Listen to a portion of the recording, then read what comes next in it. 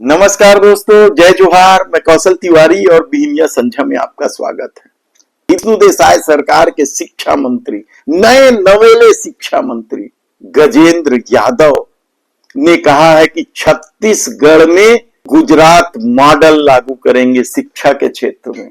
क्या है गुजरात मॉडल? और शिक्षा मंत्री गजेंद्र यादव ने गुजरात मॉडल को लेकर क्या कहा, ये सब बताएं। उससे पहले हम बता देते हैं कि छत्तीसगढ़ में शिक्षा की बदहाली की अपनी कहानी है। 10,000 से अधिक स्कूल बंद कर दिए गए युक्तियुक्तकरण के नाम से। एकल स्कूलों की संख्या घटा दी गई। ग्रामीण क्षेत्रों में स्कूल भवन की हालत खराब है। छतों से टपकना पानी का एक अलग मामला है, जर्जर है। खेल के मैदान ठीक से नहीं है, उस पर कब्जा चल रहा है। बच्चों को ठीक से जो मध्याह्न भोजन योजना है वह भी उपलब्ध नहीं है। कई स्कूलों में शिक्षक नहीं है। नौकरी खत्म की जा रही है। 57,000 शिक्षकों की मोदी की गारंटी के साथ सत्ता में आई सरकार भर्ती प्रक्रिया अभी तक शुरू नहीं कर पाई। मामला 57,000 का नहीं, अब तो मुख्यमंत्री ने जो 5,000 भर्ती की बात कही थी वह भी पूरा नहीं हो रहा है। और ऊपर से तुर्रा ये कि डीएमएफ फंड के माध्यम से अतिथि शिक्षक बनाए जा रहे हैं परमानेंट नौकरी देने की बजाय।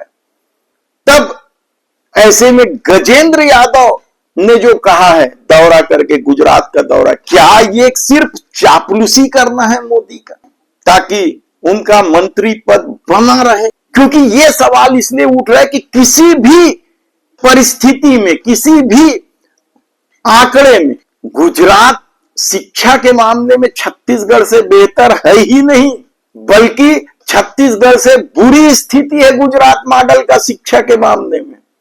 तब जो आंकड़े हैं वो पहले समझ लीजिए। देश में शिक्षा व्यवस्था को लेकर जो सरकारी आंकड़े हैं उसमें एसआईआर की जो रिपोर्ट है उसके मुताबिक तो गुजरात देश में 25वें नंबर पर है।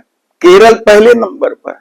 यदि मॉडल लागू करना था तो केरल का करना था, लेकिन मोदी को खुश करना है इसलिए बोल दिया गुजरात मॉडल। शिक्षा सूचकांक में गुजरात से बेहतर है। सूचकांक की बात कर रहे हैं। प्रवेश के मामले में भी गुजरात में केवल 89% है, तो छत्तीसगढ़ बेहतर है उससे। 90% बच्चे एडमिशन लेते हैं यहां। स्कूल छोड़ने वाले की परिस्थिति यदि देखें आप, तो पहली से लेके 12वीं तक के बच्चे जो स्कूल छोड़ते हैं उसमें छत्तीसगढ़ में केवल 9% बच्चे स्कूल छोड़ते हैं और गुजरात में 17% बच्चे स्कूल छोड़ देते हैं। और पूरा 12वीं आते आते तो बहुत बुरी स्थिति है गुजरात की। जर्जर भवन के मामले में भी छत्तीसगढ़ से पीछे है। लाइब्रेरी के मामले में भी छत्तीसगढ़ से पीछे है। तकनीकी ज्ञान के मामले में भी 25% स्कूलों में तो कंप्यूटर ही नहीं है, जबकि जिन स्कूलों में कंप्यूटर है उसमें 34% का उपयोग ही नहीं होता। ये गुजरात की स्थिति है। आंकड़े हैं, सरकार के खुद के अपने आंकड़े हैं। विधानसभा में ये सब पूरी जानकारी, गुजरात के विधानसभा में ये पूरी जानकारी मिलते रही है, देते रहे हैं। एकल स्कूल के मामले में भी छत्तीसगढ़ आज भी बेहतर है युक्तियुक्तकरण के बाद, 10,000 स्कूल बंद करने के बाद भी। शिक्षकों के मामले में भी बेहतर है। छत्तीसगढ़ में तो 15 में एक शिक्षक है, 15 बच्चों में एक शिक्षक है, ये आंकड़े हैं। और गुजरात में 29 बच्चों में एक शिक्षक। निजीकरण के मामले में जरूर गुजरात आगे है। तो क्या यहां भी निजीकरण के लिए ही गुजरात मॉडल लागू किया जा रहा है ताकि सरकार वेलफेयर के काम से बच सके, अपनी जिम्मेदारी से बच सके? और निजीकरण का मतलब महंगी शिक्षा है। ऐसी परिस्थिति में शिक्षा के बजट को लेकर भी कई तरह के सवाल हैं।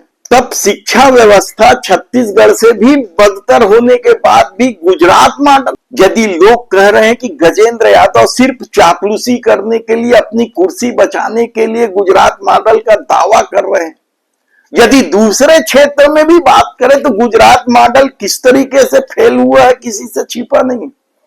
तब चापलूसी भक्ति के इस दौर में देखना है कि छत्तीसगढ़ की सरकार किस तरीके से छत्तीसगढ़ में गुजरात मॉडल लागू करके बची खुची शिक्षा व्यवस्था को भी बर्बाद करना चाहती है, यह देखने की बात होगी।